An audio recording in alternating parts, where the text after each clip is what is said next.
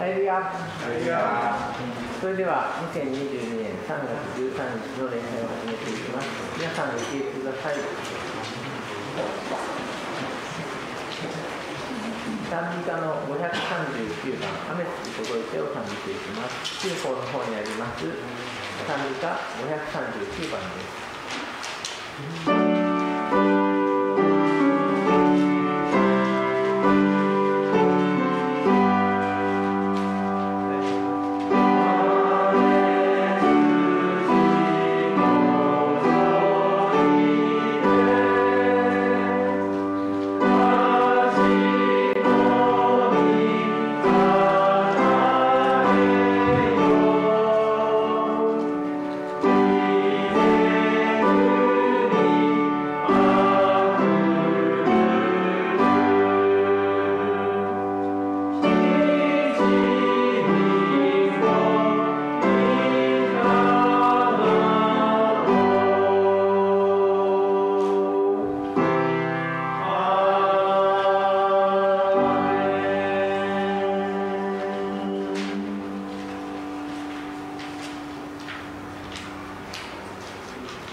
それではそのままの姿勢で聖書購読の方に移りたいと思います。今日の聖書の箇所は詩編119編105節から112節になります。私の方で105、107、皆さんの方で106と、交互に購読していきます。それでは詩編119編105節。あなたの御言葉は私の足の灯火、私の道の光です。私は幸いそして下ってきました。あなたの御言葉私はひどく悩んでいます。主よ、御言葉の通りに私を生かしてください。どうか私の口を包んでつなげるつなげ物を受け入れてください。主よ、あなたの裁きを私に教えてください。私はいつも命がけでいなければなりません。しかし私はあなたの見教えを忘れません。悪者は私に対してしかし私は私はあなたの悟しを永遠の友人として受け継ぎました。これこそ私の心の喜びです。私はあなたの手を心をアーメン。やってください。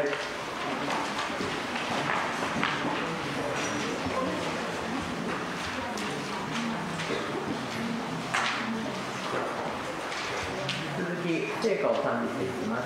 聖歌の527番、北はグリーンランドを賛美していきましょう。聖歌の527番です。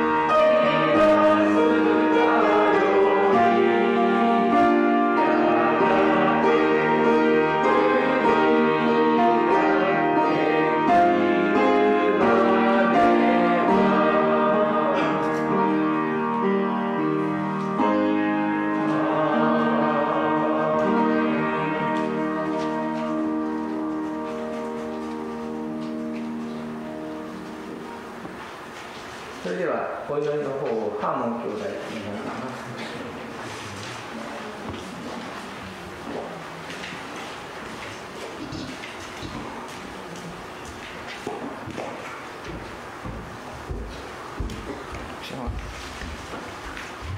Mari po tayo sumayo at manalangin. Manalangin po tayo. Dakilang Diyos, we thank you Lord sa araw na ito, Panginoon. Salamat po Panginoon sa mga patuloy na nagbuburit ka. Salamat sa iyo Ama na ibinigay mo ang pagkakataon Ama na maparito kami Panginoon sa iyong bahay sambahan Panginoon. Bahay panalangin Panginoon at siyang maibalik namin Panginoon ang tamang pagsamba Panginoon na hinahanap mo sa amin. We thank you Lord Panginoon sa patuloy na pag-iingat mo muli sa isang linggo Panginoon. Pinapasalamat din namin Ama na kung mayroon man Panginoon sa buhay ng bawat isa na nakakaramdam ng hindi maganda sa kanilang buhay Panginoon. We thank you Lord dahil Panginoon binibigay mo yung kalakasan sa amin upang maging matatag kami at upang mapagtagumpay namin Panginoon ang bawat hinaharap namin Panginoon na mayroon mang kabigatan. We thank you Lord dahil alam po namin Panginoon na ito ang siyang tumutulong sa amin Panginoon upang matayuan namin aming buhay, matayin po patuloy namin Panginoon, aming pananampalataya Panginoon. Thank you Lord. At again, hihingi kami Panginoon na bawat kapatawaran Panginoon sa aming pagkakasala Panginoon. Alam namin sa mga buhay po namin, tanggap po namin Panginoon na kami patuloy na nagkakasala Panginoon. At hihingi kami Panginoon na bawat kapatawaran Panginoon sa nagagawa namin ito Panginoon. Sa pagharap ng Panginoon ito ay may karapat dapat kami Panginoon na makinig, humarap Panginoon sa iyong mga salita. We thank you Lord at nilalapit din namin Panginoon ang bawat mga bata Panginoon na sa kanilang sariling Panginoon grupo sa mga oras na ito. Kailangan po namin Panginoon na gamitin mo ang araw na ito na tinuturuan sila mula sa iyong mga salita upang sa kanilang paglaki Panginoon ay hindi sila mawalay Panginoon sa iyong mga salita Panginoon. Magamit nila ito Panginoon sa kanilang paglaki. Nilalapit din namin Ama ang bawat kapatiran Panginoon na magsisimula Panginoon na makinig ng iyong mga salita. Nasama namin Panginoon sa bawat bago Panginoon. Dalangin namin Ama na ikaw ang siyang tumutok Panginoon sa kanilang mga puso. Ikaw Panginoon ang siyang magpakilala sa kanila at bigyan mo sila Panginoon ng patuloy na kaunawaan Panginoon sa iyong mga salita. And we pray din Panginoon sa bawat kapatiran na nanghihina Ama. Yan naman Panginoon na mabagawag sa amin sa araw-araw Panginoon. Dinadalangin namin na gamitin mo rin Panginoon ang iyong mga salita na maging kapahingahan sa mga oras na ito sa aming mga alalahanin Panginoon. Patuloy na ito ang maging kalakasan namin Panginoon. We pray Lord, patuloy ka pagharap namin sa iyong mga salita. Nilapit namin Ama ang aming pastor Panginoon na Pastor Louie Ama na siyang mangaral sa amin. Patuloy mo na gamitin Panginoon ang kanyang buhay Ama. Give him the power and might Panginoon upang patuloy na makapaglingkod siya kung ano man Panginoon pagtawag mo sa kanya. At huwag mong hayaan Panginoon na mahirapan siya Panginoon sa kanyang paglilingkod Panginoon. At dalangin namin na patuloy mo siya na pabaunan Panginoon ang kagalakan upang maging masaya siya sa bawat ginagawa niya Panginoon sa paglilingkod sa iyo. We pray din Panginoon na sa amin na makikinig Ama na patuloy na ibigay mo sa amin yung puso Panginoon na handang mamarap Panginoon sa iyong mga salita, handang tumanggap Panginoon na may kababaan Ama na sa bawat pagkatama Panginoon na marinig namin sa mga oras, mga araw Panginoon na nakikinig kami ng iyong mga salita. Hayaan mo Panginoon na ang iyong mga puso Panginoon ay patuloy na tanggapin namin ito. Kaya alam po namin Panginoon sa pagkatamang ito, alam namin na dito mo kami binabago, dito mo binabago ang aming mga buhay Panginoon. Kaya po dalangin namin na patuloy mong handa ang aming mga puso Panginoon sa bawat pagharap namin sa iyong mga salita. Patuloy na gamitin mo ito Panginoon, hindi lang sa amin Ama. At ibigay mo rin pag-iingat sa mga kapatiran po namin Panginoon na hindi po namin nakakasama. Hindi lang sa lugar na ito Panginoon, maging sa buong mundo Panginoon na nagdaraos ng pagsampa sa iyo. At dinadalangin din namin ang pag-iingat Panginoon sa aming Pastor Benjo Ama na nasa Shinshiro Panginoon. Ingatan mo po sila Panginoon, maging aming kapatiran na kasama niya sa kanilang pagbiyahe Panginoon. Lahat Panginoon, sa araw na ito sa gagawin po namin, binibigay po namin patuloy ng pagkakatiwala Panginoon sa matamis na pangalan ng iyong anak na aming Panginoon. In His name we pray. Amen.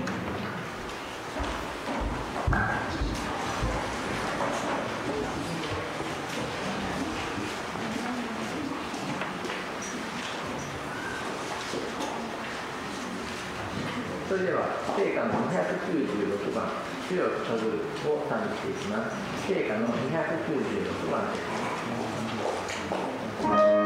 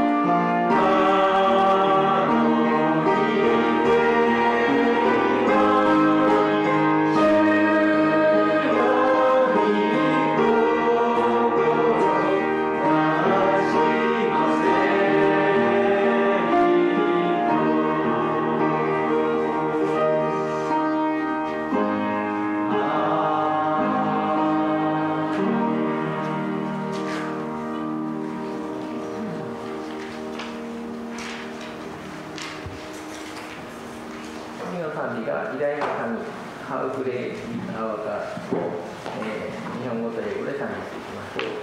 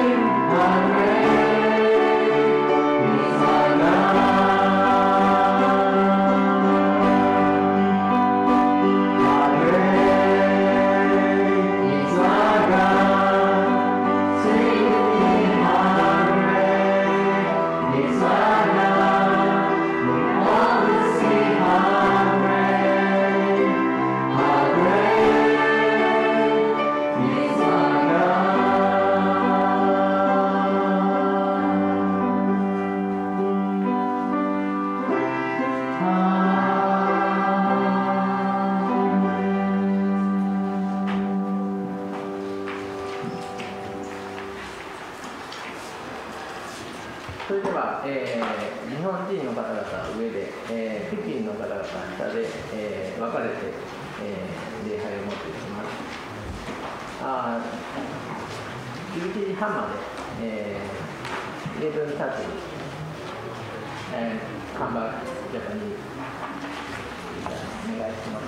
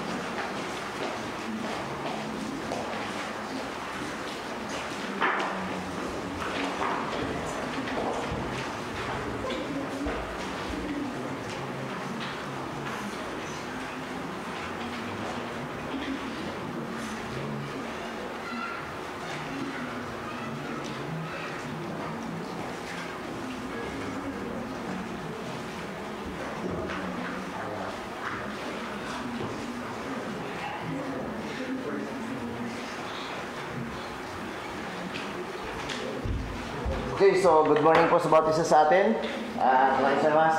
So, wala dito yung mga Japanese sa taas sila. Akala ko din ako sa taas.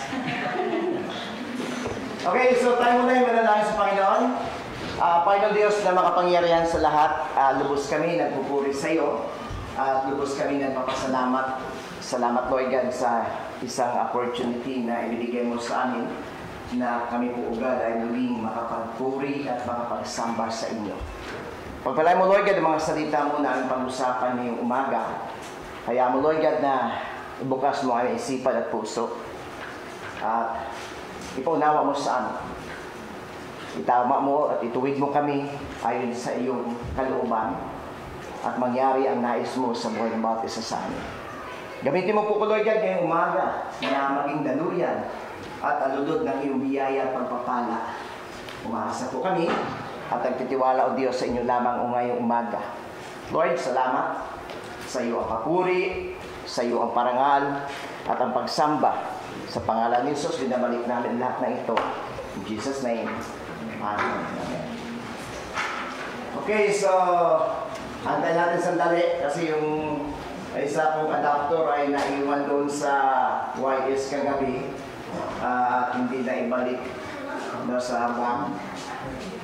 At puri ng Panginoon Diyos. So, sandali lang po tayo, pero kung hindi talaga siya, ay gagamit na lang po tayo ng mga Bible natin. Wala. XD. XD na yan. Hindi yung use.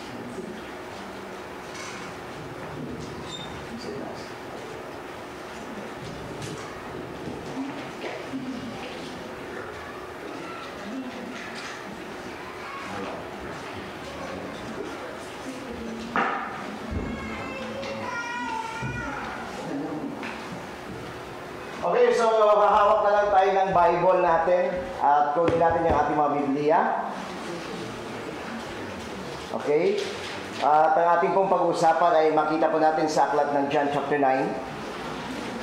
At sundan niyo lang po ako para magsimula tayo sa verse 1 and then aabot po tayo hanggang sa verse 4 po dito o verse 3. And then tatalunan na po natin mamaya yung verse 6. So dyan na po tayo at wala pa akong kinuha pa ng mga ibang mga Bible verses para titingnan lang po natin yung sasabi po dito ng John chapter 9. So welcome po muna tayo lahat sa paggawain ng Diyos. So ang ating pong pag-uusapan ngayong umaga ay may pamagat po na the love of God. Yung pagmamahal ng Diyos. Kagabi pinag-usapan po natin ay kinuha natin doon sa aklat ng Matthew. Bagamat mayroon sila sa Luke at mayroon sa Mark, ay ginamit po doon yung bulag din ng ating tinalakay kagabi. At ang pangalan ng bulag na ito ay binigyan doon yung conversation ni Jesus Christ. Pero pagdating dito ay gumamit si Jesus Christ dito at actually dito sa verse 1 ay bulag din po dito yung kausap ni Jesus, no? At may kaibahan na po dito sa kwento ng talatang ito. Because chapter 9 ng John ay gumamit si Jesus Christ ng figurative speech or figurative meaning. Na bagamat kausap niya literal bulag, ay nakipag-conversation siya doon sa bulag at ikino-convert niya doon sa mga hindi bulag literally na sila ay spiritual blindness. Kaya nga, pag biniksan po natin at tinitingnan po natin, ang kaibahan po ng Matthew kagabi at ang John chapter 9 ay magkaiba po ito, bagamat parehas po sila ng katauhan, parehas po sila ng personalidad o kalagayan, bulag, and then kagabi bulag din siya. Pero si Jesus Christ ay nakiusap kagabi, doon sa ating tinatalakay kagabi, ay yung direkta na pakipag-ugnay ng God doon sa lalaki. Dito, bagamat bulag yung kausap ni Jesus Christ, at gusto niya yung bulag gumaling, but yung concern ni Jesus Christ is talk about spiritual blindness. Ngayon nakita niya yung mga tao doon, hindi niya na nakita yung concern doon sa bulag na ito, ikinoconvert niya yung kanyang pangungusap in figurative meaning, nang ibig sabihin, yung tao ito literal bulag, but lahat kayo spiritual bulag. Amen, church? So, ngayon tingnan niyo yung verse 1 ng chapter 9. Sabi dito, sa paglalakad ni Jesus o ni Jesus, sa may nakita siya isang lalaking ipinanganak na bulag. Kagabi, wala sa specific na mention, pagka pinension niya yung name ng isa, pero hindi niya ginamit doon kung kailan nagsimula yung bulag. Kasi church, parang titingnan natin, may mga tao ipinanganak bulag. May mga tao naman talaga na nabulag dahil sa aksidente. May mga tao nabulag dahil sa sakit. So, magkaiba yung settings ng kwento. But according to this verse, yung lalaking ito ay pinanganak siyang bulag. Amen? So, bakit nagamit ko yung sinasabing figurative, no? Na pakipag-usap ni Jesus Christ? Pag sinasabi kasi figurative, parang nagsasalita siya, literally din sa bulag, pero gumamit siya ng isang mapatalinghagang pananalita na ina-address niya ito, kausap niya ito. Halimbawa, ito bulag siya, kinausap niya yung bulag, pero yung direkta na kanyang gustong sabihin, hindi lamang sa bulag na ito, kundi sa bawat isa na naroon. Yes, ito literal na bulag, but lahat kayo na nandito ay spiritual, bulag kayo lahat. So yun yung ibig sabihin ni Jesus Christ. So ngayon sabi dito sa verse 1, sabi niya may isang naglalakad si Jesus Christ at makikita sa isang lalaking ipinanganak bulag. So ibig sabihin, yung bulag na ito, mula pa ipinanganak siya, bulag na siya. So, yung doktor kapag pinag-usapan yung bulag, either na titingnan ng doktor kung may kakayanan pa ang tao na dumilat.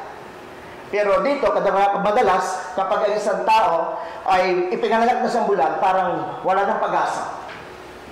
At kapag ipipicture natin yung salitang bulag, ito yung mga tao parang wala pwede may pagmalaki sa buhay. Kasi bulag. Wala siyang nakikita maganda na pwede maikwento sa kaibigan because bulag siya. Hindi niyo nakita yung ganda ng tanawin, hindi niyo nakikita yung ganda ng kapaligiran, hindi niyo nakikita lahat ng bagay, hindi niyo nakita yung malaking pag-asa. Umasa na lang sa kanyang tainga. Church, yung kausap dito ni Jesus Christ ay literal bulag, pero binibigyan niya ito at ina-address niya ito hindi lamang sa isang tao, kundi tinutukoy ni Jesus Christ, lahat kayo bulag spiritually. Pag bulag ka, may nakakita ka ba o si Bro Giel? Bro, pag dilim ka, bulag ka, may nakita ka ba na maganda? Wala ka. Kasi bulag eh. Ganun din po tayo. Pag i-apply ng Jesus Christ at ibalik mo natin sa spiritual na kahulugan, ang isang tao, bulag spiritually, hindi niya nakita yung ganda na ginagawa ng Diyos. Hindi niya nakikita yung ganda at kabutihan ng Diyos. Why? Because blind siya. Ang bulag kahit kwentuhan mo siya, alam mo, sabihin mo sa kanya, alam mo, sasabihin mo sa kaibigan mo, o sabihin mo kay Genesis isang bulag. Sasabihin mo, Jing, alam mo ba ang ganda ng paligid? Maaari sasabihin niya, ninsulto mo ba ako dito? Kasi wala nga sa nakitang ganda. Church, sabi ni Jesus Christ, doon sa mga tao sa paligid niya, pag kayo spiritual blindness kayo, kahit anong ginawa ko, kahit anong ganda gagawin ko, kahit ipako pa ako sa cross, hindi nyo makita yung sakripisyo ko, hindi nyo makita yung gagawin ko, kasi bulag kayo. Amen? Amen, church. So sabi dito, si Jesus Christ, habang naglalakad siya, bulag. So tingnan nyo ha, kailan nagsimula ang lalaking ito na bulag? Bulag pa sa kanyang pagkabata. Okay, so tayo na naman dito, no? Mula pa sa pagkabata, bulag na siya. Wala na siya nakita maganda. Kaya nga tignan mo, pag ang isang tao, kahit anong ganda, kahit isang bulag, kahit anong ganda na paliwanag mo sa kanya, kahit sasabihin mo, alam mo, nung pumunta kami sa Mount Fuji, ang kapal ng snow. So sabihin niyo na sa'yo, why? Kasi hindi niyo nakita. Kaya sabihin mo, alam mo, ang gaganda ng bulaklak doon sa Tahara. Why? Kasi hindi niyo nakita yung ganda eh.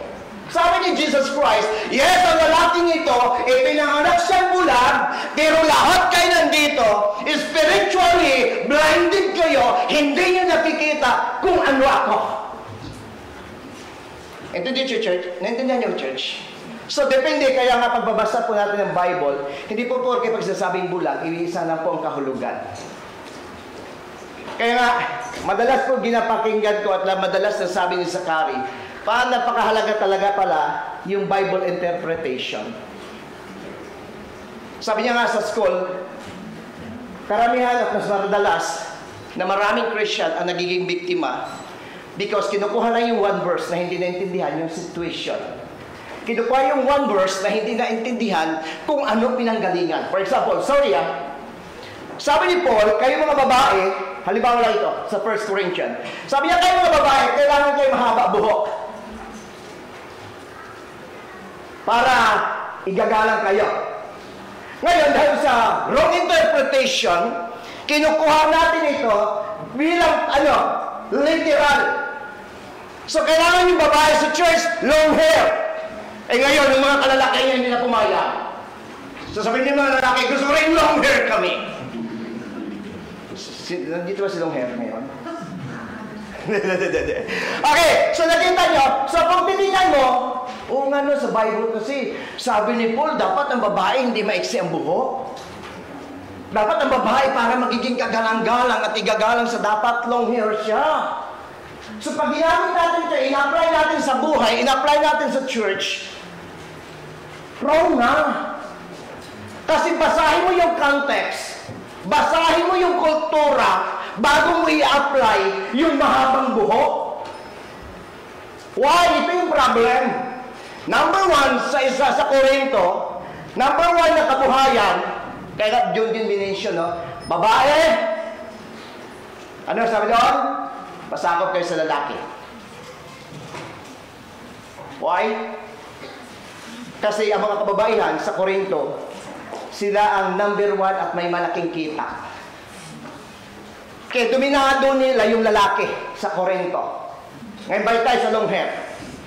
Bakit sinabi ni Paul ito sa mga kababaihan? Kaya nga, wrong interpretation, pag mali, pag kinuha mo lang yung one verse, dito lumalabas yung maraming maling turo. Dito nagka-problema.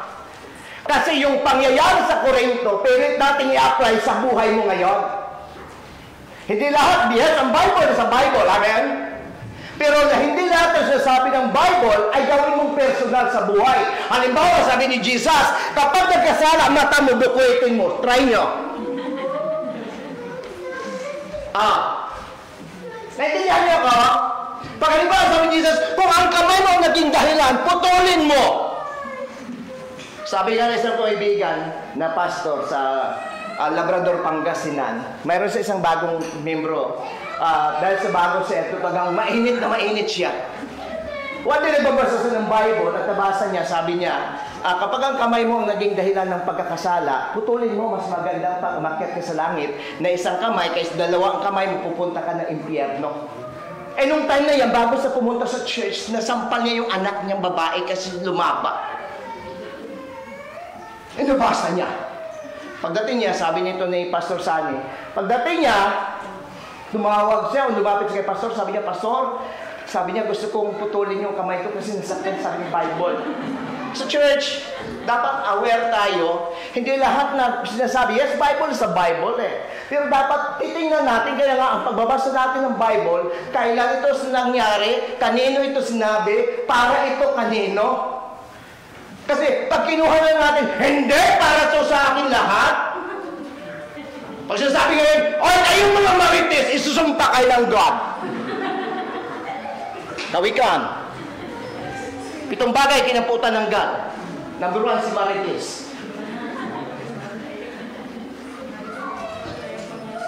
Amen.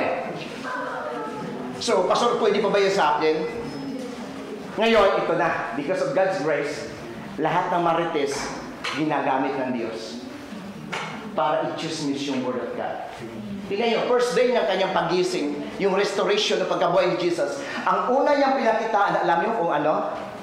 Babae. Ngayon, kasi ito lang siya. Yun, yung mga marites, babae, gagamitin ng Diyos yung mga marites para makapagdala ng mas maraming marites. So, diba? Also yung mga marites na yan, no? Ano yung sa lalaki, Bro Jiel? Pag lalaki naman?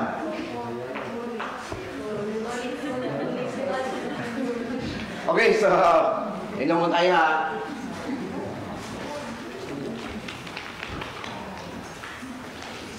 So, balik tayo doon sa mahabang buhok. Church, ito yung dahilan bakit nasabi ni Pablo. Number one, sabi ni Paul, para igagalang kayo, respeto. Why? Kasi yung kultura ng Corinto, kaya nga may 1st and 2nd Corinthians eh. Number one, trabaho ng kababaihan sa Corinto, prostitute. At mayroon silang tinatawag natin na uniformity. Kailangan maiksi buhok. Pag maiksi yung buhok mo, ibig sabihin, membro ka ng federation na ito. Into the church. Ngayon, sabi ni Pablo sa mga Corinthians, sa mga kababaihan sa Corinto, kayo, Christian kayo, para hindi kayo mapagkamala ng mga nagbibinta ng aliw. Sorry para hindi kayo mapagkamala ng mga prostitute kayo, huwag kayo magpa-exit ng buhok. Enter the church. So ngayon, kung i-apply mo yan sa'yo personal, ang buhok mo hanggang tuhod na.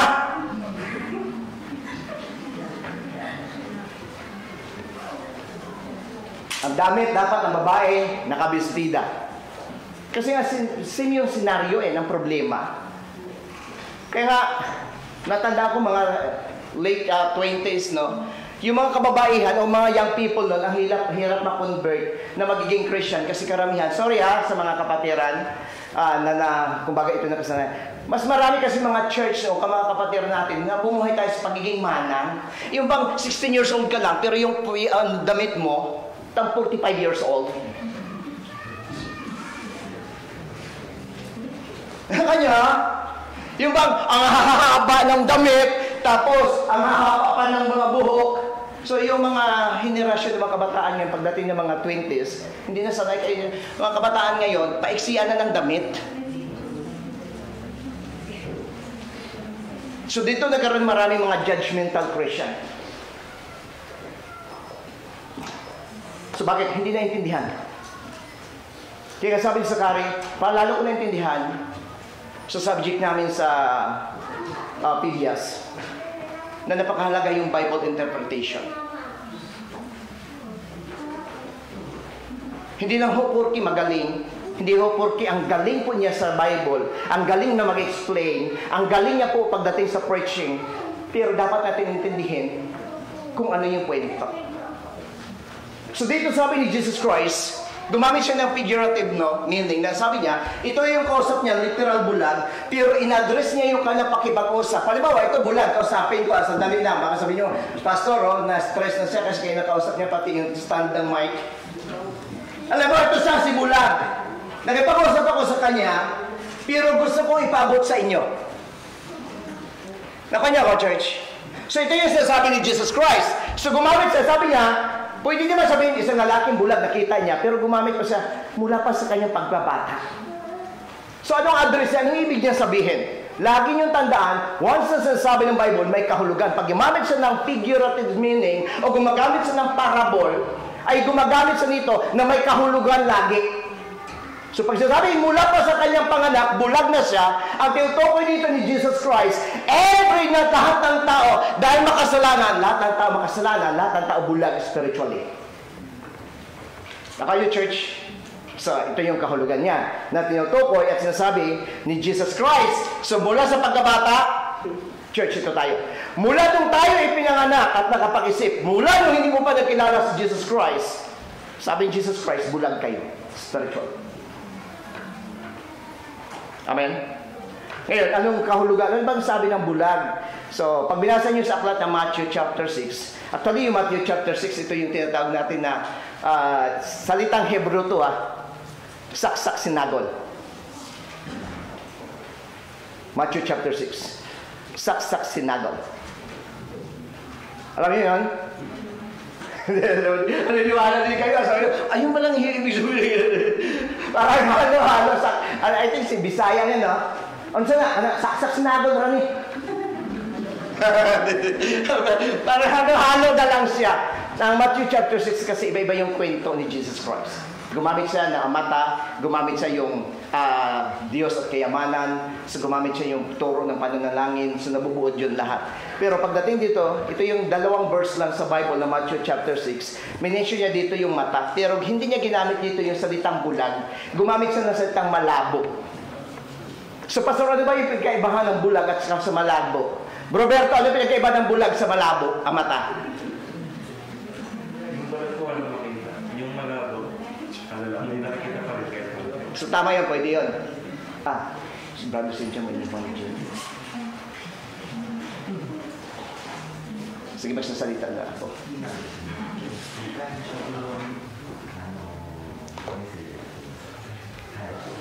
Arigato. Thank you, Brother Cynthia. Sabi ko, mapipilitan sana ako magsalita. Kaya sabi ng anak ko, tagal-tagal muna dito sa Japan pa, tonto kapag yapon. Okay, so ito yung, ang ganda na sinasabi dito ni Jesus Christ in the book of Matthew. Ito yung, tama yung bro, sabi mo no, yung malabo, yung mata, yung bulag, wala talaga may makita, pero yung malabo may nakita. Ito siya ang kaibahan. Yung bulag, hindi mo talaga makita kung maganda siya. Pero yung malabo, kahit pangit, akala mo maganda. Kasi malabo, gaya. Sorry. Tawag ka kanya ka, ang bulag talaga, wala kami nakita. Pero yung malabo, akala mo, totoo siya. Pero habang titingnan mo, ay, iba pala. Kaya nga, hindi bulag. Kaya nga, yung sabi na, bulag daw pag-ibig, hindi. Nakita niya nga, kaya nga inibig niya eh. Ang tawag ko dyan, malabo lang ang pag-ibig. Okay, so, sabi dito ni Jesus Christ, in Matthew chapter 26, no? Mahaba-haba pa yung oras ko. Matthew chapter 6, chapter 6, verse 22. So, kung may Bible kayo, sige, sundan nyo na lang. Para gayahin nyo yung mga manampalataya sa Macedonia. Na bagamat si Pablo ang nagtuturo sa kanila, talagang kailangan na magbasa at titingnan na sa Bible kung yung sinasabi talaga ni Pablo ay totoo. Kaya nga, tayo, pag ako nanonood ako ng isang, mayroon akong pinapakinggan kasi sa Pastor Paul, actually dalawa lang yung halos na may pinapakinggan, dalawang tao lang na pinapakinggan ko ng preaching. Pero bago ko sinasabi nila, titingnan ko talaga doon sa verse na ito para at least makita ko talaga. No? So ito yung pala, wow, ganito. So that is the mga attitude o agaling ng mga mananampalataya sa Macedonia talaga. No? Na talagang nandun yung kanilang puso talaga pagdating. So Matthew chapter 6 verse 22, ang mata ang ilaw ng katawan. Kung malinaw ang iyong paningin, mapupuno ng liwanag ang iyong buong katawan. Totoo o mali? Gano'n ba kalaga yung mata? Alam nyo, ang mata napaka-importante ito. Nakita nyo? Yung mata o yung paa mo, hindi maabot ito, pero yung mata mo, makakaabot dito kahit di mo puntahan. Nakaya ko? Yung mata at ang kamay, o yung kamay pa, hindi niya nakita yung ganda at kulay ng bulaklak, pero nakamata, nakita niya yung ganda ng kulay ng bulaklak. At ang mata napaka-importante sa tao. Kasi kung ano ang nakikita ng mata mo, ito yung iisipin mo at ito yung nanasain mo. Amen, church? Hello? Amen? So, sa relasyon, huwag puro mata. Sa pamilya, huwag puro mata. Bakit nasabi ko mata? Madalas ang tampuhan ng mag-asawa, puro sa nakikita. Ang pamilya binuo ng Diyos hindi sa pamagitan ng mata. Ang pamilya binuo ng Diyos sa pamagitan ng puso. Bakit kayo nag-away? Kasi paso nakita ko siya, tumataba na siya. Nakaya ka? Pero kahit tumaba man siya, o umanuan siya, dahil mahal mo siya, mahal mo siya. And then the church, So sabi dito, yung mata napaka-importante sapagkat yung mata na ito daw sabi niya yung magdadrive ng buhay ng tao. At kapag malinaw yung mata mo, sabi niya, maliwanagan at mapupuno ng liwanag ang buo mong katawan. Totoo naman, di ba? Pero sabi niya, ngunit kung malabo, verse 23, ngunit kung malabo ang iyong paningin, mapupuno ng kadiliman ang inyong katawan. Alam niyo, church, pag tinitingnan nyo, magkaiba yung bulag sa malabo. Kung titingnan natin, ay itinuturo ito ni Jesus Christ about yung tinatawag na yung bulag talaga as in wala ka na makikita, pero malabo, hindi clear yung pagkakita mo. Pero may nakikita ka.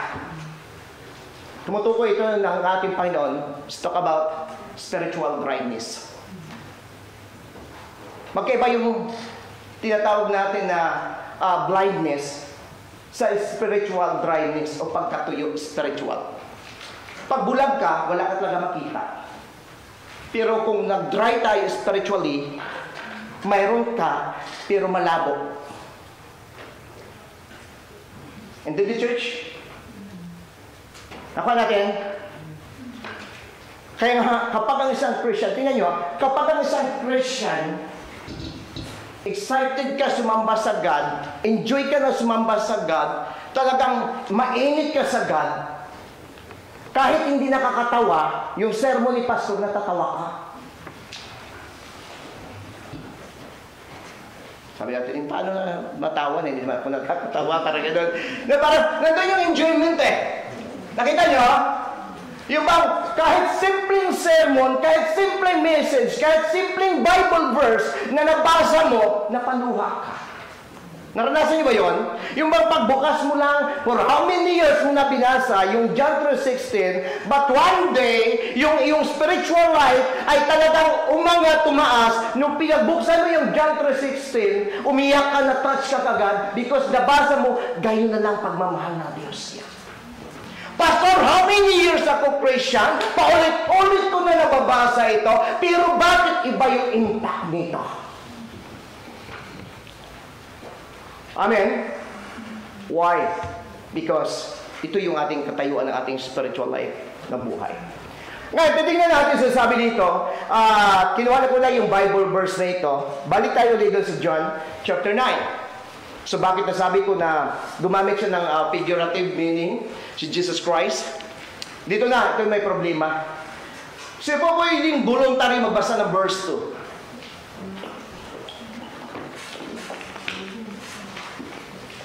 John chapter 9 verse 2. Pakita tayo. Sister Bianca? John chapter 9 verse 2. Tinanong ni Jesus ang mga tagasunod niya, Guro, sino po ba ang nagkasala at ipinanganak siyang bulag?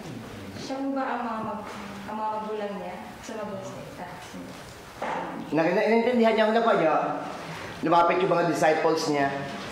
Tapos sabi niya, Guro, Master, Rabbi. Tingnan nyo ha. Tingnan nyo maigi. Kanino nila kinonek yung buhay ng bulag? Kanino nila kinonek? No. Basahin nyo ulit.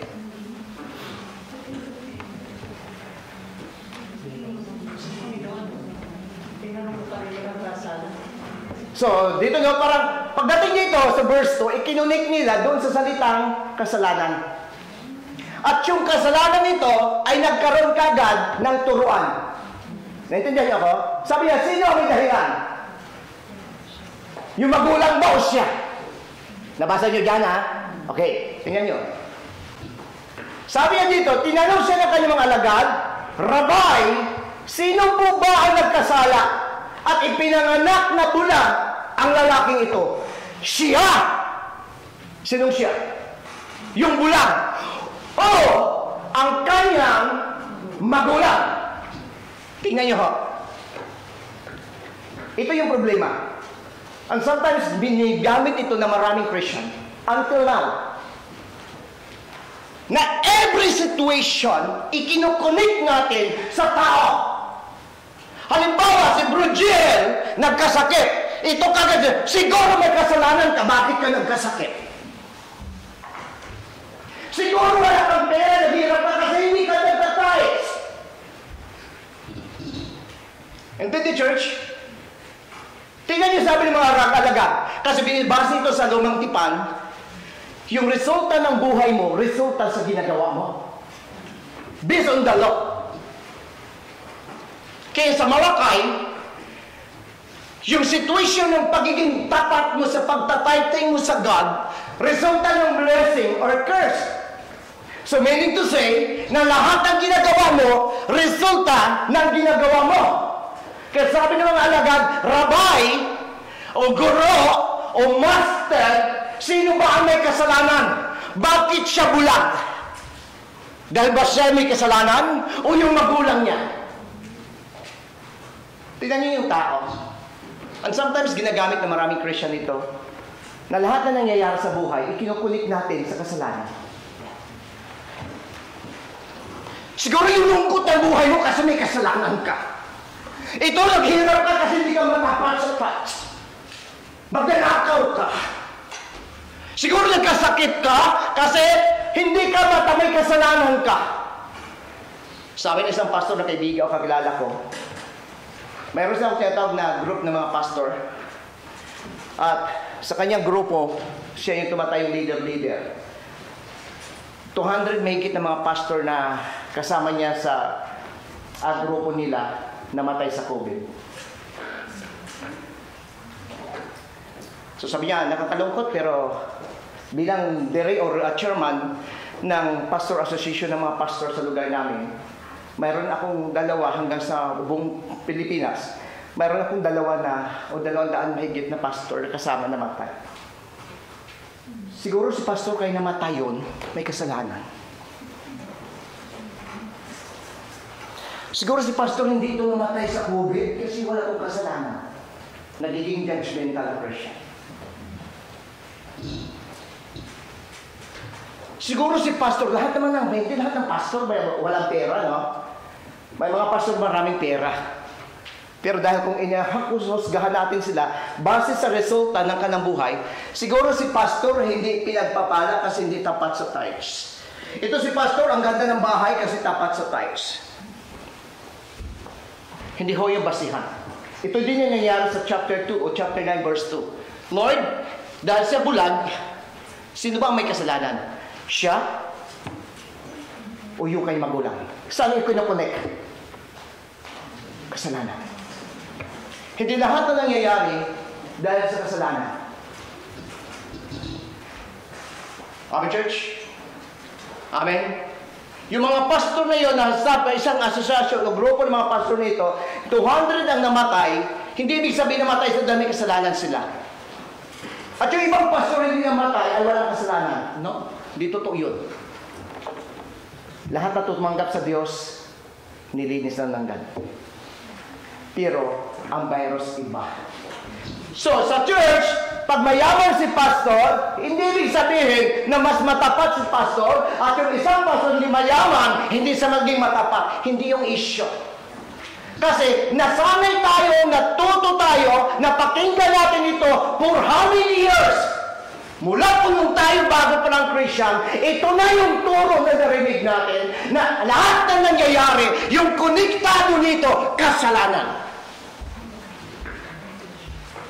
Church, remember, si Jesus Christ namatay para linisin ang ating kasalanan. And the book of Hebrew, lahat ng anak ng Diyos, lahat tumanggap kay Kristo, nilinis na ng Diyos lahat ng kanilang kasalanan, past, present, and future. Kung i-bless ako ng God, hindi dahil sa matapat ako, kundi matapat yung God ko. Kung hindi pa ako i-bless ng God ngayon financially, hindi dahil sa may kasalanan ako, kundi hindi pa yung time para sa buhay ko. And according to the Malakay, Ecclesiastes chapter 3, there is everything. Sabi niya doon ng God, Ecclesiastes chapter 3, sabi niya, lahat ng panahon, may lahat na nangyayari ay nakatakda sa takdang panahon. So dito, sabi dito ng Bible, sabi ni Jesus, kasi masyado tayo judgmental eh. Kaya nga sabi ni Zachary, sa kanyang pag-aaral sa isang paaralan ng Biblia, totoo talaga, number one judgmental sa tao sa buong mundo, Christian. Sorry, huwag tayo masaktan. Pero number one judgmental na tao sa buong mundo, Christian. Agree? Tama ba, mali? So number one tayo judgmental. Halimbawa, nakita mo si Genesis o si Gilay, nandun si Gilay, kasama niya mga marites. Ano naisipin niyo pag nakita niyo siya? O, may bagong recruit!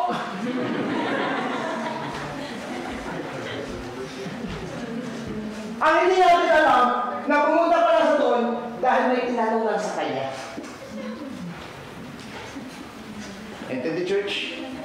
So, hindi pa umpisa, hindi natin alam yung nangyayari, pero ginadjudge na natin. Sorry madalas sa Christian, ito yung sinasabi.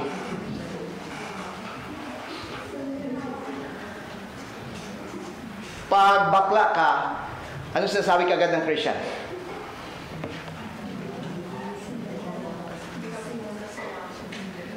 Ano sinasabi? Pag bakla ka, ano sinasabi ng tao ng Krisyano? Hindi ka pupunta sa langit. Nalala mo yung Sodoma at Gomora, ginunaw ng Diyos? So ginagamit natin kaagad yung nangyari sa Bible. Pero hindi natin naintindihan na pwede ba natin i-connect ito sa isang tao? Magkaiba ho. Ang salitang Sodoma at Gomora, ibig sabihin, pag binasa niyo sa Hebrew, ang kahulugan nito, empty. As in wala. So, i-connect mo, pero sasabi wala ng pag-asa ito. Kaya kahit na alam ng God, mawawasak ang Sodoma at Gomora, hinatulan ba ng Diyos ang lahat na ito na wala man lang siyang munang bargaining ng nangyayari? Nakipag-usap mo na siya, tama? Sabi niya, kahit na 50 meron, sabi niya hindi ko gunawin. 30, 20, 10. Sabi ni God o ni Yahweh, kahit 10. Hindi niya sinabi ko, God, hindi ko gunawin ko. Kailangan yung count na gusto ko, yun lang ang masusunod. Alam niyo, God handa makipagtawaran. Pag sinasabi mo sa Lord, Lord, huwag mo muna kukunin yung tatay ko kasi hindi pa sa Christian. Sasabihin ng God, sige, padalhan kita ng tao para siya na yung tatay ko para makakilala sa'yo, sa Diyos. Alam niyo yung tiyuhin ko namatay kahapon, pero nakaramang linggo o nakaramang mga buwan, yan siya yung tiyuhin ko na talagang, solid talaga siya sa kanyang paniniwala. At hindi mo siya talaga kumbaga, religyoso siya mula nung ipinanganak siya. Talagang binukay siya ng nanay nila sa reliyon ng lola. At siya din sabi sa akin na, hindi mo ba alam na pag nasubrahan ka ng pananalangin, hindi ka pupunta ng langit, impyerno? Sabi ko, bakit? Kasi pag lumampas ka na sa langit, saan ka pupunta? Sa ibaba. Nandun yung impyerno sa ibaba. So, yun yung problema, no? Pero alam nyo, nung siya ay naghirap at nagkaroon siya ng karamdaman, umiyak siya, tapos nirant ko siya, tumanggap siya sa Lord, tinanggap niya si Jesus bilang personal savior ng kanyang buhay. And then, binigyan siya ng God ng extension yung kanyang buhay. At kahapon, nakita ko pa siya nung Friday ng gabi, nakita ko pa siya, nag-video call sila. And then, kahapon, minisis ako, tinawagan ako ng pamangkin ko na, sabi niya patay na si Lolo. So, yun lang. Parang ganun yung buhay kaiksi. No, ganun lang kaiksi yung buhay. So, bakit tayo napunta doon? Kasi, ito yung nangyayari, no? Parang, ito yung mga bagay na ito nangyayari in John chapter 9, verse 2. Para bang lahat na nangyayari, try natin at pinipilit natin i-connect na parang, ikaw pupuntang ng impyerno, kaya nagiging masyado tayo judgmental sa tao. Hindi ba alam na si Jesus Christ namatay din para sa kanila?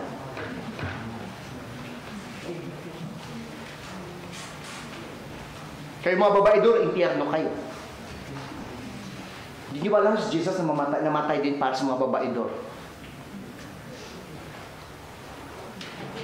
Amen, church? Kaya, ang galing ng God, ang Kristiyano judgmental, pero si Jesus Christ is a gracious and a loving God. Yun yung kaibahan. Kaya minsan talo pa ng Kristiyano yung God.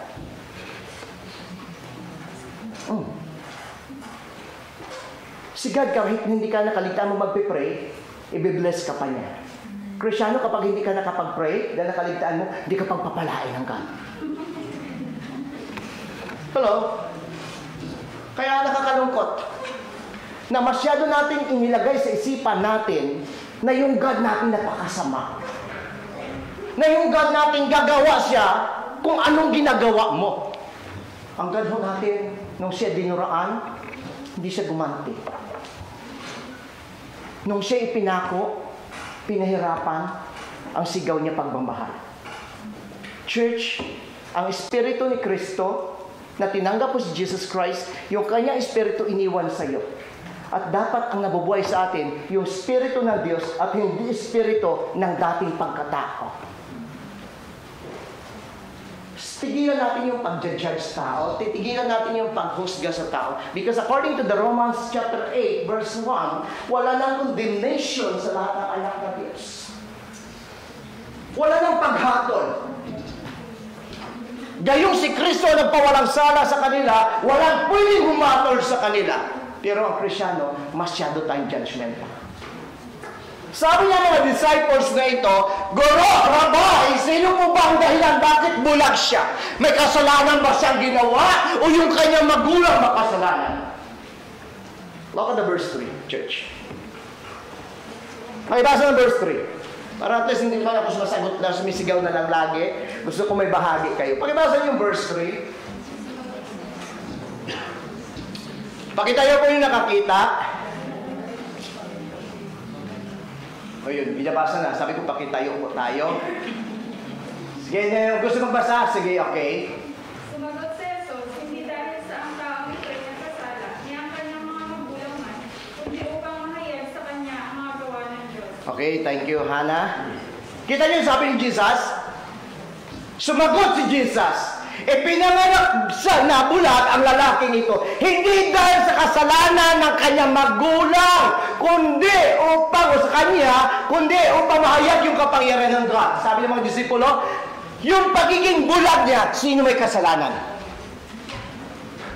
Ang many Christian, ito yung madalas ginagamit, na lahat ng nangyayari, siguro may kasalanan ka. Amen? Amen, church? Amen. Ang bilis natin mag-judge. Ang bilis natin humusga sa tao. Ang bilis natin humatol sa tao. At pilit natin, lahat na nangyayari sa kanya, ikukumit natin sa kasalanan na may ginagawa siya. Alam niyo, mas masakit, no? Wala kang ginagawa, pero sabihin na nahihirapan, nagkasakit ka dahil sa sakit o dahil sa kasalanan, tapos wala ka naman ng kasalanan, pinakamasakit. Ayun nangyari kay Job. Sabi ng God, si Job, matuwid. Sabi ng mga kaibigan niya, Job, kasi may kasalanan ka. Sabi ni Yahweh, si Job, walang kasing tuwid, walang kasing buti. Sabi ng kaibigan niya, Job, kaya ka nang kaganyan kasi may kasalanan ka. Si Christian, lahat na nangyayari kasi may kasalanan ka. Wala kang pera, magnanakaw ka, hindi ka tapat sa tithe. Nagkasakit ka kasi may kasalanan ka. But look at the verse 3. Sabi ni Jesus, ipinanganak ang lalaking ito, hindi dahil sa kasalanan niya o ng kanyang magulang. Church, ito yung ibig sabihin ni Jesus. Ano man yung mga nangyayari sa atin, hindi dahil sa kasalanan. Alam niyo kung anong purpose? Dahil may purpose at layunin ang Diyos sa bawat pangyayari sa buhay. Sabi diyan, nangyayari ito hindi dahil sa kasalanan niya o ng kanyang nanay o tatay.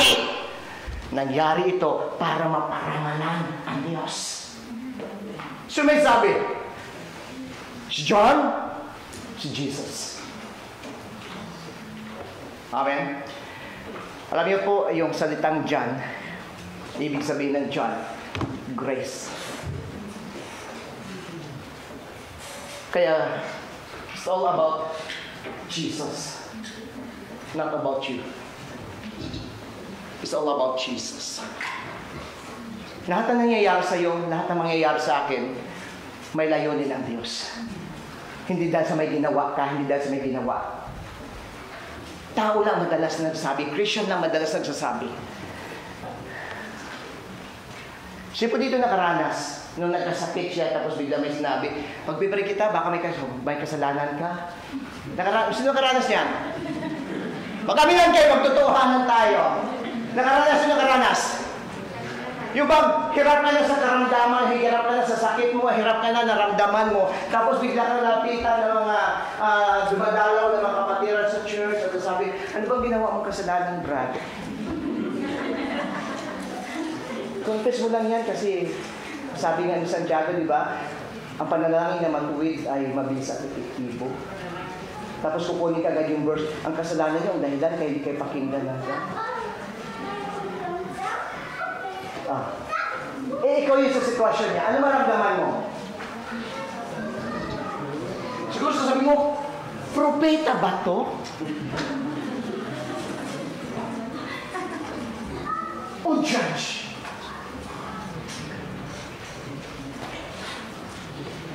Amen, church? Pero ito nakita ko, the more naintindihan nyo yung grace ng God, the more maintindihan nyo yung biyaya ng Diyos sa iyo.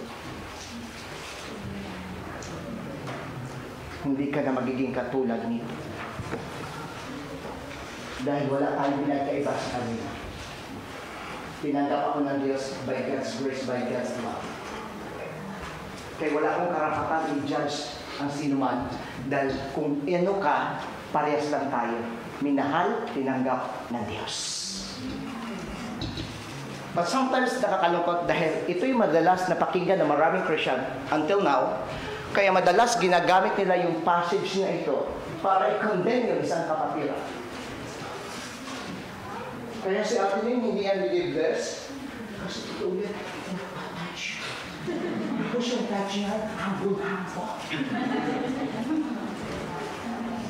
Ano lang yun Ate Lynn, ha? Bakit ka nalaman ni Pastor? Ate Lynn, nakapakyan. Pero hindi yun yung resulta. Iyan agad kasi yung isip ng tao. Alam nyo, sasabihin ko po sa inyo, hindi ako against tithing na. Pero ito yung panalap about tithing. Lahat ng tao gusto mag-tithes. Para anong reason? I-bless. Pero ito yung God. This is the Bible. Maraming verses sa Bible. Ang God nabigay ng binhi. Ang God nabigay ng blessing. Bago nilikha ng Diyos ang mundo at ang tao, ang unang nilikha, ginawa ng Diyos, lahat ng needs ng tao. Pine-prepare na ng God lahat ang financials ng tao bago niya ginawa ang tao sa ikanin na araw.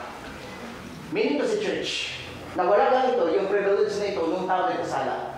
Pero nung tao nagbalik doon sa Diyos, nung tao tumanggap kay Jesus, ni-restore ng God, through sa pamagitan ng Jesus Christ, yung lahat ng privilege na wala, ni-restore ni Jesus, binalik ni Jesus, at ang lahat ng privilege na ito, from the beginning, until now, binigay na ng God sa'yo. Amen, church. At ito yung pananaw ko, kasi our Lord Jesus Christ. Magbibigay ako, because I'm so blessed. Hindi ako mabibigay para i-bless ako ng God. Pero kapag tithes ako, kasi binbless ako ng God. Alam mo, si Gilay, paano siya makapag-tithes kung wala siyang trabaho? Logic na. Baka mag-tithes ka ba, Gilay? Yes. Gilay din, sorry, Gilay pala siya. Gilay na, ano na lang, ano na lang, baguhin na natin. So, Gilay first, and si Gilay second.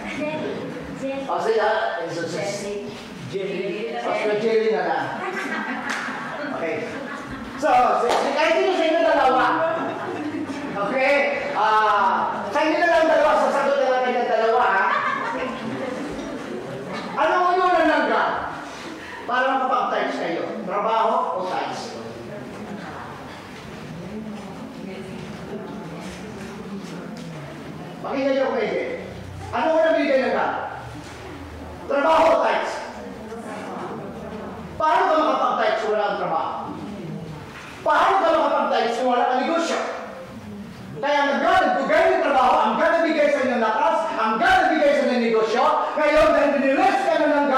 bumalik mo sa God, yung para sa God, because binilis ka na ng God.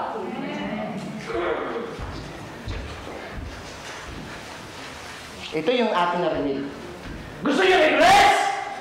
Magbigay kayo. Amen? Hindi ako against doon. Totoo yun. Yun yung sikreto. Pero hindi nyo ba alam na kung nababasa nyo yung malakay, intindihin nyo na maigi. Ang tao nagtatithes dahil sa dalawang bagay. First, wrong motive. Bakit ka nagbigay, Ate Els? Dahil binless na ako ni God. Hindi, bago mo muna yan. Sabihin ko sa natin. Hindi pa yun sa dati. Bakit ka magtatithes? Para pagpalain ako ni God. Para pagpalain. So tama ba kung hindi mali? Mali. Pangalawa, bakit hindi kailangan mag-tithes? Sabi pa lang na malakay. Bakit ngayon kailangan? O bakit kailangan mo mag-tithes? Wala, para pagpalain. Number 2, ano sabi doon? Para hindi sa lupin. Para wala sana. Ngayon, ano nangyari? Obligasyon ba o kusang loob? Because law is we need to do this. We need to do this and do the other. Ito yung kautusan kasi. Do this, do this, do this, do that, do that. But siya in grace, dan, sorry. Tapos do, da. Nakita niyo ba sa grace at sa biyaya ng Diyos? So sabi ni Kuya Ben, dalawang bagay. Yung hindi natin nakikita. Pero nakita ito ng maraming Christian. Una, nagtatithes ako kasi gusto ko pagpalain. Amen? Amen, church? Nagtatithes ako kasi ayaw ko sumpain. Ayaw ko magkasakit.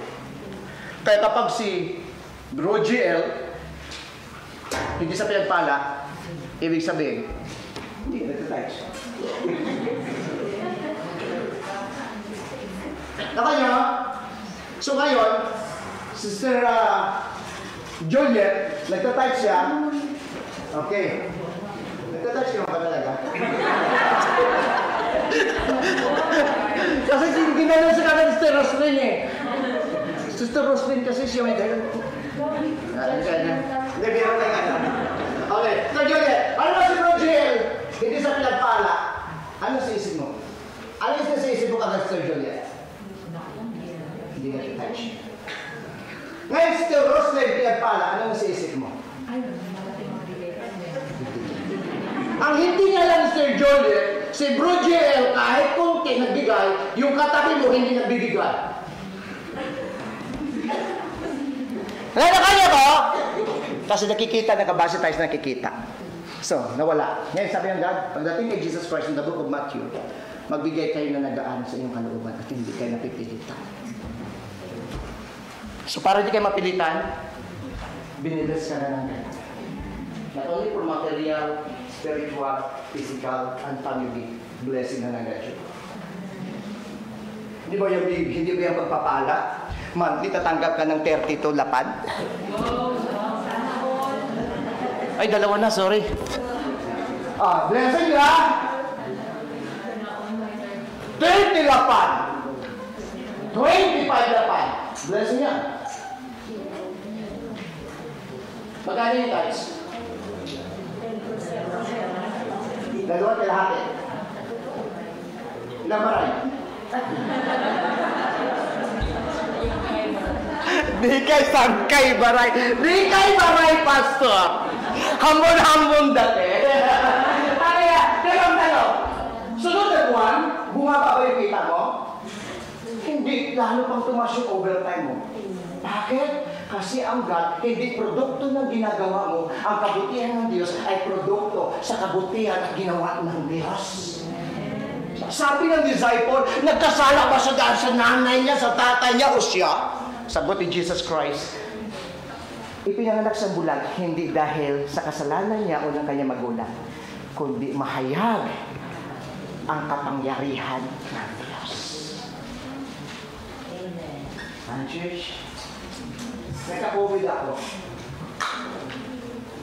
Hindi dahil resulta na may kasalanan kami. Nagkakawid kami para mahayag ang kabutihan ng Diyos. Bakit? Kasi nakapagkwento kami. Hindi na kami sabi na, ang hirap, parang sabi, ang hirap pa naman yung nagka-COVID. No? Dati, pag hindi mo naranasan, sabi mo na, tama! Yung hindi mo naranasan yung magka-COVID ka, masabi mo na, parang ano na yan, yung kapun, ano na yan, influenza lang siya. Try mo. No, sabi ko dati, parang gano'n lang, tapos may kakilala pa nga ako, sabi na isang pastor, yung COVID, kwento lang yan. Hindi totoo yun yung COVID, sabi ng pastor. Sumunod na buwan, nag-upload siya ng Facebook niya, sabi niya, first vaccine done. Bakit siya nagpa-vaccine? Kaya wala namang virus. Kaya ang virus, totoo. Pero hindi ibig sabihin kapag nagkaroon ako ng virus sa aking pamilya. Ang hirap kaya. Diba gusto mo kumain? Kaya ako papipilian ngayon, COVID-19 o Omicron. Gusto ko na Omicron. Kasi gaganado ang kain. Tata, sino ito Omicron? Ano naramdaman mo, bro? Ganado. Ganado! So, pangit pa naging blessing pa. Sipa dito, Mr. May. Ano naramdaman mo, Mr. May? Pagod ako sa kakaluto. Ano naramdaman mo nung mag-Omicron kayo? Magana kumain. Magana kumain. Tayo kami kayo. Ebidensya! Sorry. Okay na? Parang ganito lang siya. Sorry. Parang ganito lang siya. Alam mo nung kami nagka-COVID, yung bang lahat ng amoy, hindi mo bang amoy? Minsan nag-attempt ako na pati, sorry, yung bang yung gusto mo amoy, pati yung pupo mo, pero hindi mo maamoy. Tapos, kahit na bagong gising kami na mag-asawa ko ng aking anak, hindi mo maamoy yung kanyang hininga. Di ba hinahanap-hanap mo Manila? Wala na ha! Tapos lagi kang pagod. Hindi mo alam kung anong pakiramdam mo. Tapos na-stress ka dahil inisip mo, mag-survive pa kaya kami. Sakit ang katawan mo. Alam mo yung sakit, ito sakit, lahat sakit. Tapos nangingiting pa yung puko. Alam mo, hindi mo yung sa atin yung Pilipinas, evidence. Pero yung Omicron, ang sarap ng panlasa, di ba? Kaya blessing yung Omicron. Kaya doon sa mga walang gana kumain, maghanap kayo ng mga may Omicron. Try nyo. Sorry no. Kaya ngayon, parang yung tao ngayon, hindi na natatakot lang. So, bilisan ko na lang, 20 na pala. Niloloko ko kami dyan, pastor, sa Omicron na yan. Sabi ng Diyos, yung mga nangyayari ngayon, may purpose ang God. Sabi ni Jesus, ipinanganak siyang bulag, hindi dahil sa nanay niya o magulang niya, hindi dahil sa kanyang kasalanan, kundi mahayag ang kapangyarihan ng Diyos. Kita niyo, church? Halimbawa, ikaw nagta-tithes ka, hindi ka na binibless pa ng God. Huwag ka magsawa dahil one day, ibibigay ng Diyos din sa iyo. Amen? Amen? Pero lahat ng nangyayari sa atin, hindi dahil sa kasalanan. May mga nangyayari sa buhay natin na may plano at may layunin ang Diyos. At mahayag yung kabutihan at kadakilaan ng God. Amen? So mindset lang. Huwag natin gayahin yung mga dati na every time na lang may nakita ka na hindi maganda, i-connect natin kaagad sa kasalanan na ginawa niya o na magulang niya. I-try natin na ibalik lahat ng nangyayari sa tao na may God na mabuti at mapagmahal na Diyos. Kaya nakakalungkot madalas ang palpito, ginagamit ito na marami para habalusin. No? Kaya nga yung iba pag halimbawa yung pastor, sorry hindi naman lahat ng pastor ha, na Nag-invite pa tayo ng mga preacher na magtuturo ng tithes. Kasi, bakit ako, Pastor? Kasi pag ako nagtuturo ng tithes, parang walang ipik. Kailangan ko, gusto ko magkuha para sasabihin talaga sa kanila. Tapos sabihin, hoy, kaya nyo lang the tithes! Sa church, gusto ko ipakita sa inyo yung love ng God. Ang God nagbigay ng binhi na maitatanim natin. God, binigyan niya si Kuya Ben ng lakas na makapagpasok every day.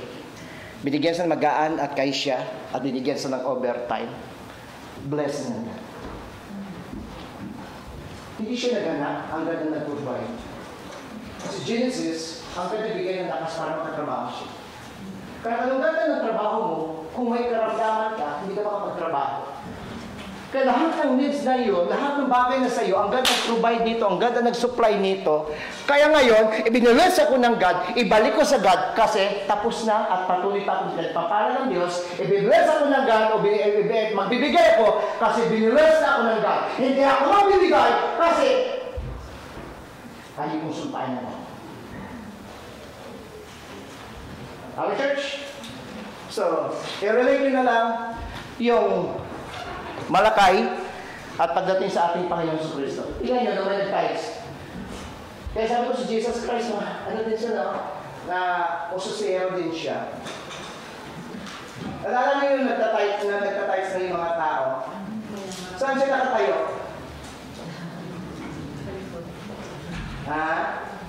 Tumayo siya, diba, sa harapan. At lahat na nagtitithes, tinitingnan niya. Laki ng binigay niya. Tapos sa kami hindi nakita yung mga laki ng binigay. Kanino yung mga napansin niya? Yung nagbigay ng isang kusin. So bakit? Sabi ni Jesus, itong mga nagbigay ng malaki, nagbigay sila kasi tira-tira na lang nila. Yung babae nagbigay ng kusin, wala mo pang kape niya na lang yun eh. Pero binigay niya para sa Diyos. Church, anong ibig sabihin na? Hindi kayo kasama dito yung amount. Ang pinag-usapan dito at paintindihan natin, hindi kung gaano kalaki yung bibigay mo. Kundi anong motibo mo. Lord, magtatayos ako because you are so good. Magtatayos kami ng mag-asawa, hindi para i-bless na kami na God. Because I'm already blessed na. Kaya binabalik lang namin sa God, yung pasalamat nito. Alam mo yung word tithing? Pag binasa niyo sa Lumang Tipan, pasalamat sa Diyos. Binabalik mo yung pasalamat. Pero yung ano nakukuha natin ngayon, ginagamit natin yung ating pagtitithes bilang investment. Savings natin sa God.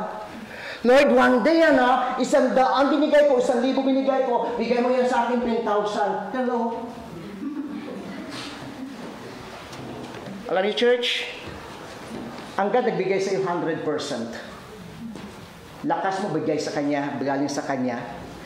Tapos yung binigay mo, 10% na lang. Hindi pa maibigay. Tapos nagbigay ka pa, may condition pa. Gawin mo yan 10%, Lord, ha? No. Tithing meaning thanksgiving. Amen, church? So nagtatithes ako because binilis ako ng God. Physically, spiritually, family, financially. Amen. Entende? Sabi ng lalaki, sino may kasalanan? Si tatay, si nanay niya o siya? Sagutin Jesus Christ. Matatapos na po dito 25 or 30 ha. Wala pa naman sila. Okay. So baka nagtatago sila eh. Verse 3. Sumagot si Jesus.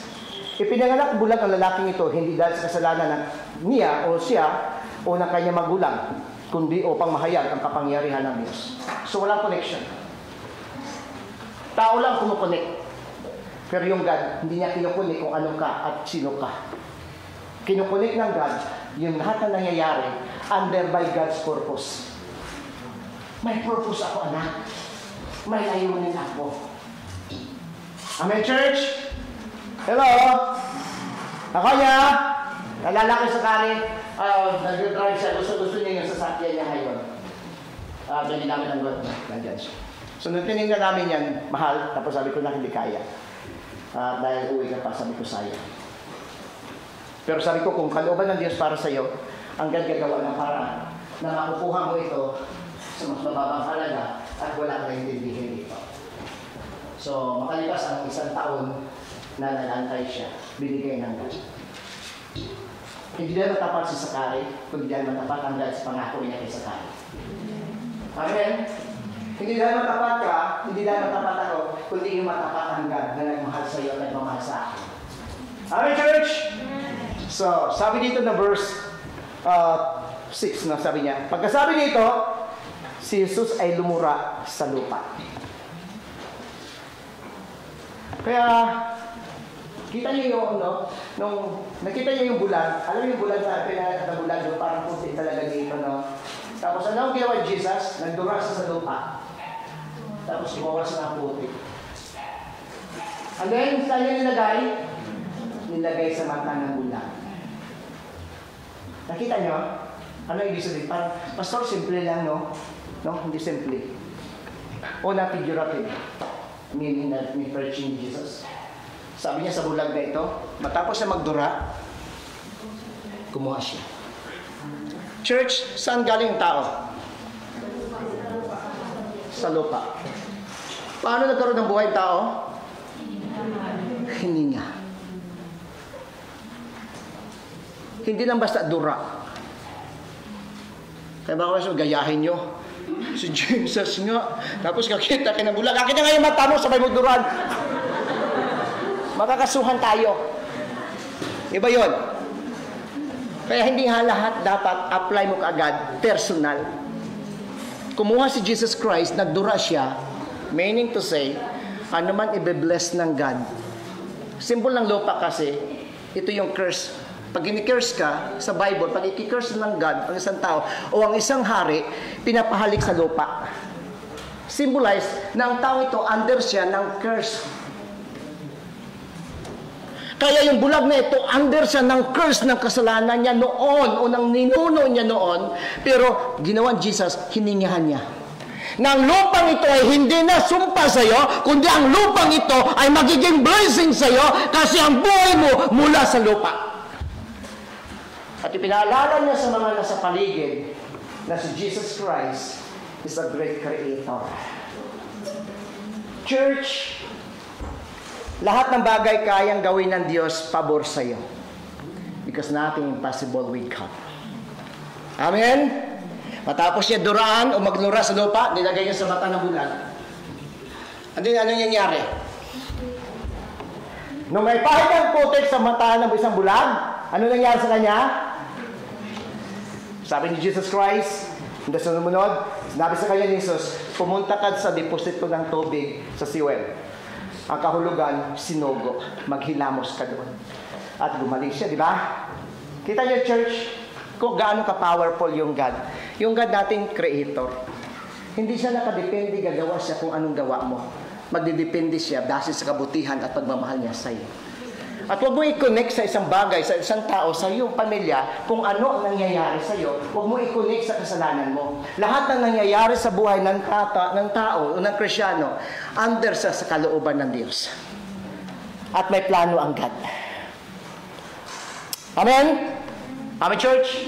So, naintindihan niyo ako? So, tayo manalangin sa Panginoon. 8 o 11:30 na. Ako na lang kapangyarihan sa lahat. Nagpapasalamat kami sa mga salita mo na aming pakinggan. Lord, hayaan mo, Lord, yung mga salita mo ay hindi lamang para turuan kami, kundi ang mga salita mo, katulad ng sinabi ni Timothy chapter 3, yung mga salita mo ito yung magpuporek sa amin, magtatama sa aming mga maling pananaw. Lord, tunay nga, Lord God, na hindi po kayo isang Diyos na mas masahol pa sa tao. Because you are a loving God, you are a gracious God. Hindi mo kami ginagantihan ayon sa aming ginagawa. Bagkus, Lord, namatay kayo at napako sa krus dahil sa gawa namin at hindi dahil sa gawa nyo. Salamat, Lord, sa kayong mga salita sa umagang ito. Lord, pinagpala mo na kami 2,000 years ago na. Mula nung tumanggap kami sa iyo, binalas mo na kami. Salamat, Lord God. Sa iyo, papuri pa salamat. Sa pangalan ni Jesus, in Jesus' name. Amen. So God bless church. Pagpalagay ng God.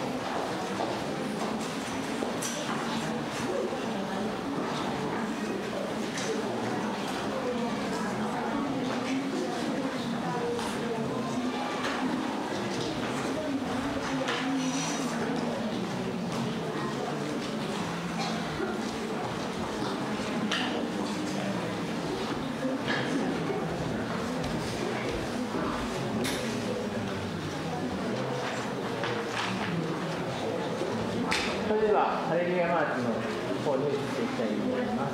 よろしくお願いします。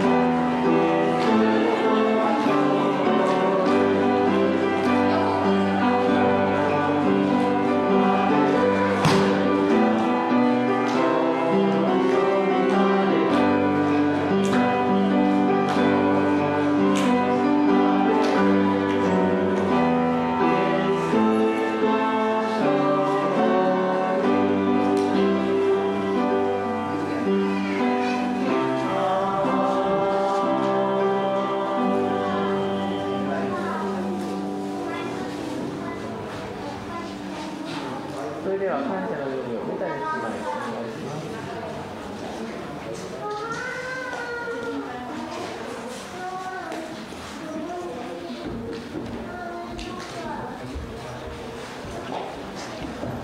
Pag-pray po natin yung kaloob. O Diyos na makapangyarihan sa lahat, kami po ay nagpapasalamat at nagpupuri sa iyong kabutihan at katapatan sa aming buhay. Maraming salamat po sa natapos na iyong gawain na kung saan o God sinamahan niyo po kami. Maging Panginoon sa mga salita na aming napakinggan. Lord, maraming salamat. Panginoon, tunay nga po, salamat kay Pastor Loie na siyang ginamit mo ngayong umaga. Tunay nga po, napakabuti niyo po, Panginoon. Tunay nga na ang bawat isa sa amin, ang bawat salita na napakinggan po namin, hindi lang po namin ay pakinggan ito, kundi tulungan mo kami na mai-apply namin sa aming buhay bilang isang mananampalataya, bilang isang tumanggap at nanampalataya sa iyo. Panginoon, patuloy ka namin pinupuri, patuloy ka namin pinasasalamatan sa umagang ito. Ganun din, Panginoon, itinataas at tinulungo ko po sa iyo, pinapipray po namin sa iyo, ang mga kaloob na nalikom, patuloy mo itong pagpalain, basbasan, upang sa gayon, Panginoon, ay magamit po, Panginoon, sa iyong gawain at mapapalawak pa ang iyong mga gawain, Panginoon, hindi lang sa lugar nito, kundi sa lugar pa na kung saan, Panginoon, na mahayag ang iyong mga salita. Panginoon, maraming salamat sa mga kapatid na nagkaloob, tunay nga po, Panginoon, kaya nakapagkaloob, nakapagbigay, kasi pinagpala mo na po, Panginoon, ang bawat isa. Maraming salamat sa kalusugan at kalakasan na siyang patuloy niyo pong ipinagkakaloob sa bawat isa. Kaya nga po, Panginoon, salamat sa trabaho na patuloy niyo pong ipinagkakaloob sa amin. Kaya nga po, nakapagkaloob, nakapaghandog, Panginoon, ang bawat isa. isa dahil sa kabutihan, katapatan mo at pagmamahal mo sa amin, Panginoon. Tunay nga po, Panginoon, nagpapasalamat po kami sa patuloy na pangunguna, pag-iingat niyo po sa amin sa mga nakalipas na linggo na kung saan na patuloy ka po na nagiging mabuti, matapat at nagmamahal sa amin, Panginoon. Lord God, sa aming pansamantalang paghihiwalay, ikaw ang siyang patuloy na manguna at mag-ingat sa amin na sa isang linggo na naman po namin na pamumuhay sa mundong ito ay patuloy niyo po kaming ingatan.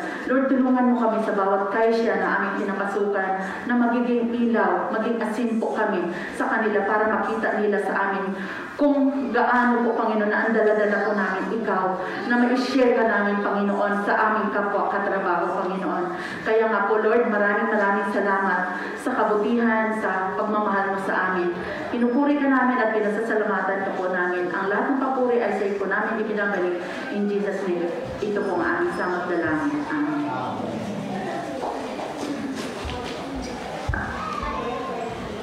それではお聞きください。共演を管理していきましょう。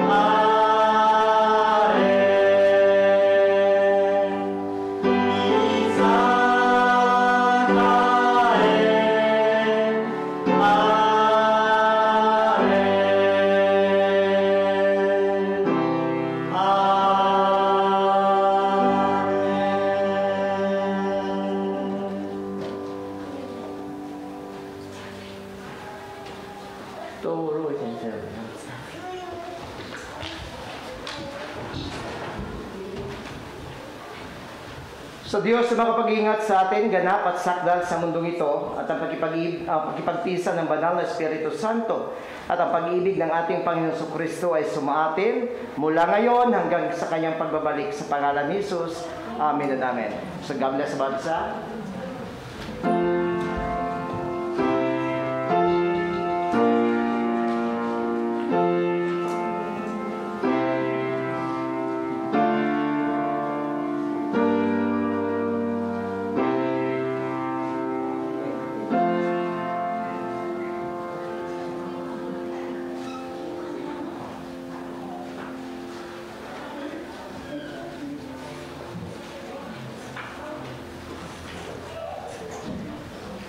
お茶してください。